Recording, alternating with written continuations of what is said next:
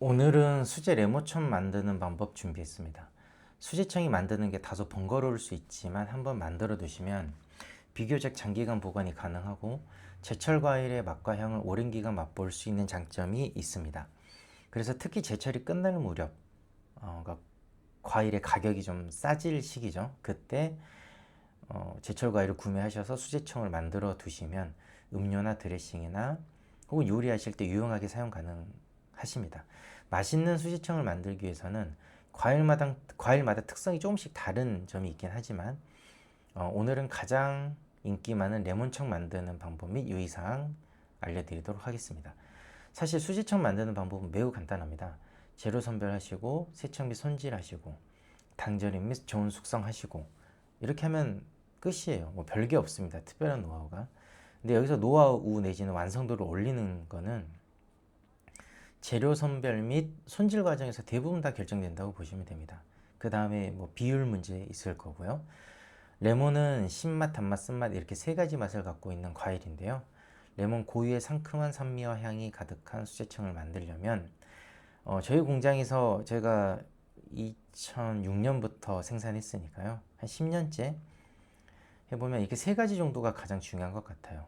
레몬의 종류, 그러니까 어떤 레몬을 선택하느냐, 그 다음에 레몬의 쓴맛을 어떻게 조절할 것이냐, 그리고 만드는 방법은 뭐 조금 다소간의 차이가 있을 수 있지만 어쨌든 그것도 넣어봤고요. 그래서 이 세 가지 정도를 좀 유의하시면 될 것 같습니다. 첫 번째 레몬의 종류인데요.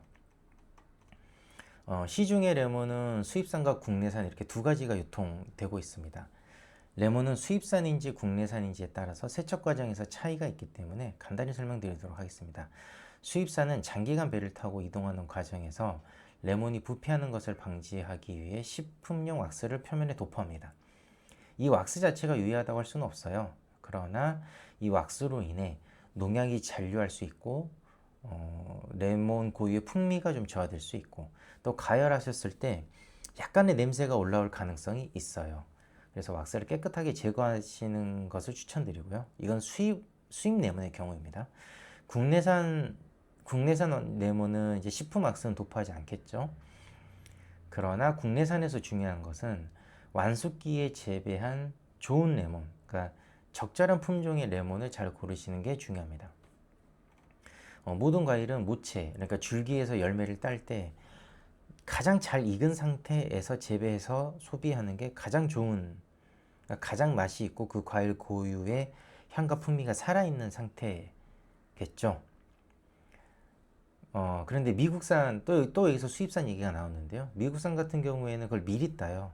왜냐하면 장기간 배를 타고 이동해야 되기 때문에 그 기간을 감안해서 미리 따서 넘어옵니다. 그래서 간혹가다 수입 과일들 보면 현지에서 먹는 게 국내에서 사 먹는 것보다 훨씬 더 맛이 좋아 이런 말 하는 경우를 들어보셨을 거예요. 대표적인 품목이 저는 망고라고 생각하거든요. 망고 같은 경우 망고는 후숙이나 이 냉을 받는 과정에서 이 변화 정도가 굉장히 큰 과일이다 보니까 동남아에서 미리 따서 우리나라로 넘어오는 과정에서의 변화가 상당히 크고 실제로 로스율도 많이 높거든요. 제가 농산물 매입을 하고 있기 때문에 수입산은 그런 특성이 있습니다. 그러니까 국내산은 그런 반대로 이야기를 하면 가장 좋을 때 딸 수 있는 여건에서 유통되기 때문에 그런 레몬을 고르시는 게 가장 좋아요.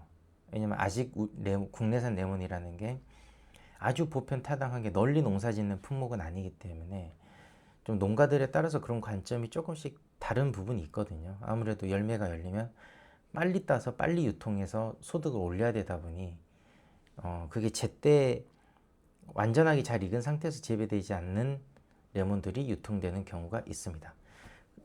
소비자 입장에서는 색을 보고 판단하시는 수밖에 없어요. 그래서 약간 깊은 노란기가 있는 레몬, 그리고 품종으로 쳤을 때는 말씀드리겠지만 리스본 품종 정도 체크하시고 구매하시면 큰 문제 없으실 것 같아요. 품종 얘기인데요. 저희는 하우스에서 직접 재배한 레몬으로 상품을 오랜 기간 테스트하고 판매해 왔는데 뭐 유레카도 있고 제라몬도 있고 여러 가지 뭐 레몬이 있지만 뭐 결론적으로는 리스본 품종이 가장 적절한 것 같아요. 리스본은 유레카 품종에 비하면 껍질이 좀 얇거든요. 근데 이게 뒤에 말씀드린 또 쓴맛하고도 상관성이 있습니다.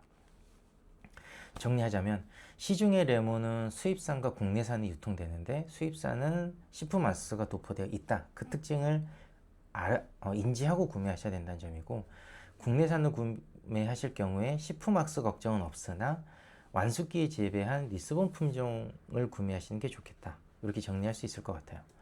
자, 두 번째, 왜 쓴맛이 날까? 다음은 쓴맛 부분인데요.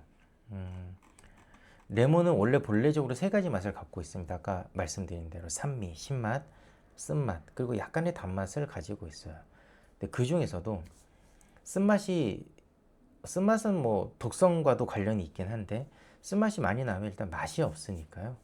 그러면 쓴맛을 나지 않게 하려면 쓴맛이 나는 원인이 무엇인가 봐야 될 텐데, 쓴맛의 원인은 크게 세 가지가 있습니다. 씨앗, 알베도, 그리고 말씀드린 레몬 자체가 갖고 있는 쓴맛이 있습니다.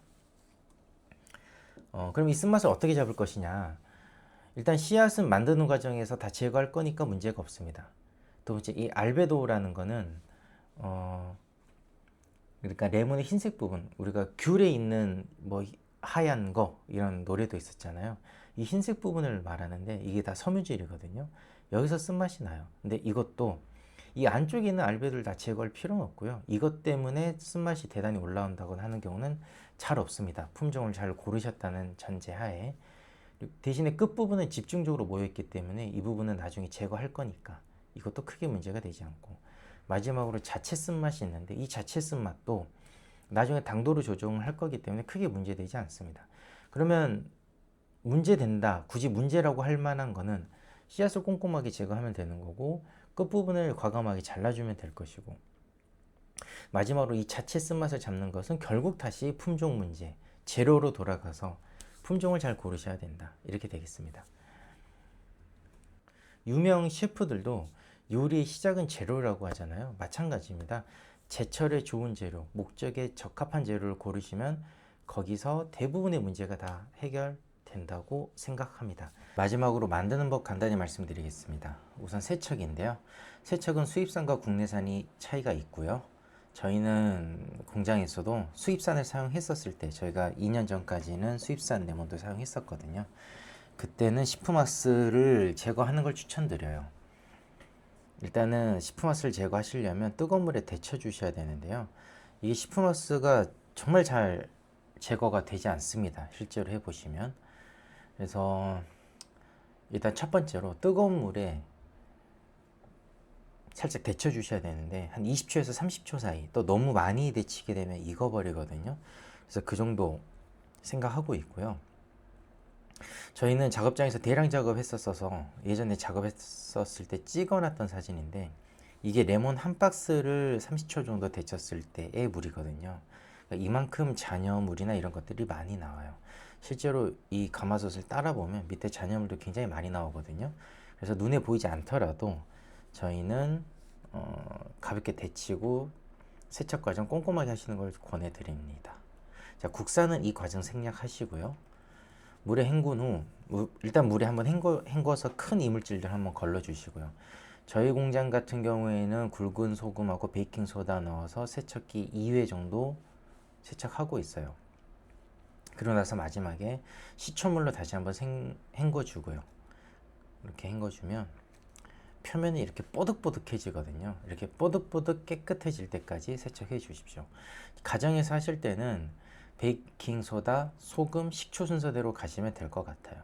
국내산의 경우에 그렇고, 시프마스 제거하신다라고 하면 베이킹소다, 소금, 식초 앞에 뜨거운 물로 20초에서 30초 한번 데쳐주시는 과정, 이렇게 해주시면 세척은 꼼꼼하게 될 것 같습니다.